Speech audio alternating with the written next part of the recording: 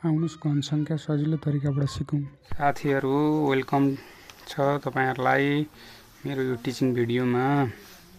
आज मैले उठाउन खोजेको विषयवस्तु ब्याकग्राउन्डमा देखिसक्नु भइरहेछ। क्युब नम्बर फाइन्ड आउट गर्ने सर्ट ट्रिकबाट कसरी गर्ने भन्ने कुरा सिकाउन जाँदैछु साथीहरु। मैले सिकेको कुरा चाहिँ सिकाउँदैछु तपाईहरुलाई। यो भिडियो लामो हुन सक्छ, स्किप नगरी हेर्नुभयो भने बुझ्नुहुनेछ।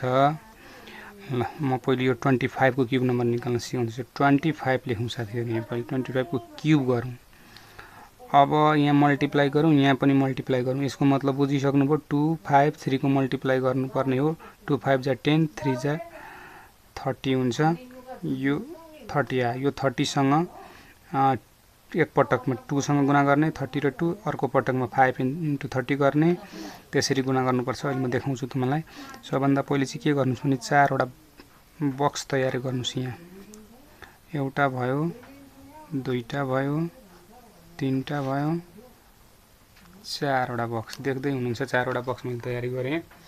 अब 4 वटा बक्स तयारी गरिसकेपछि 2 को क्युब निकाल्नु। सबभन्दा पहिले यो यसरी सर्ट ट्रिकबाट निकाल्नको लागि 1 देखि 9 सम्मको क्युब चाहिँ तपाईहरुले आउनु पर्छ है साथीहरु।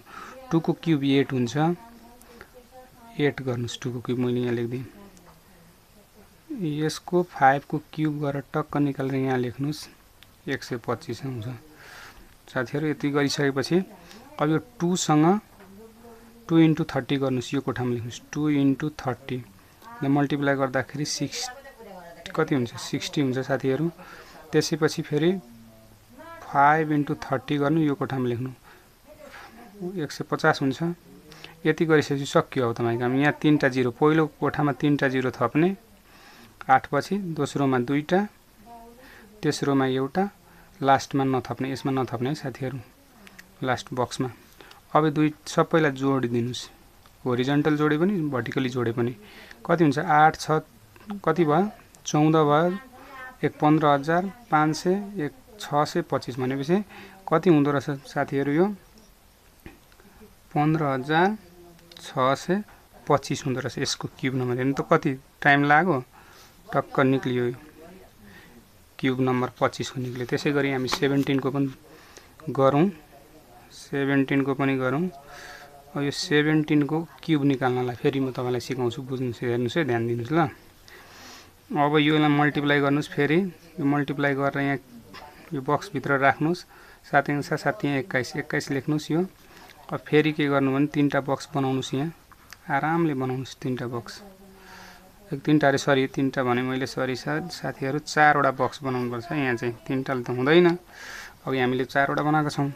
ल अब 1 को क्युब निकाल्नुस्। यहाँ 1 हुन्छ। 1 को क्युब निकालेर यो बक्समा, 7 को क्युब निकालेर यो बक्समा, 7 को क्युब कति हुन्छ? 343 हुन्छ साथीहरु। 7 को अब 1 * 21 लेख्ने। यसमा 7 * 21 गर्ने। 1 * 21 लाई 21 नै हुन्छ साथीहरु। 7 * 21 मा कति हुन्छ? 1 7 जा कति हुन्छ? 7 ले 7 1 जा 7, 7 1 जा कति हुन्छ साथीहरु? यहाँ हेर्नुस् 7 1 अब यहाँ हेर्नुस् 7 1 147, 147 भयो साथीहरु। अब त्यसपछि के गर्ने भन्नुहुन्छ भने साथीहरु, थप्ने 0 थप्ने पालो है। 3टा 0, 2टा 0, एउटा 0, यसमा नो 0। अब जोड्नुस् ल। थाउजेन्ड्स मा जोड्नुस्। त्यसपछि 2100 जोड्नुस्। त्यसपछि 1470 जोड्नुस् अनि 343 जोड्नुस् र गर्नुस् ल। 3 को 3 7 4 11 को 1 4 3 7 1 8 8 1 9 भयो। 2 1 3 1 4 भयो। यति क्युब भयो साथीहरु। ल तपाईहरुलाई यो भिडियो कस्तो लाग्यो कमेन्ट गर्नु नबिर्सनु।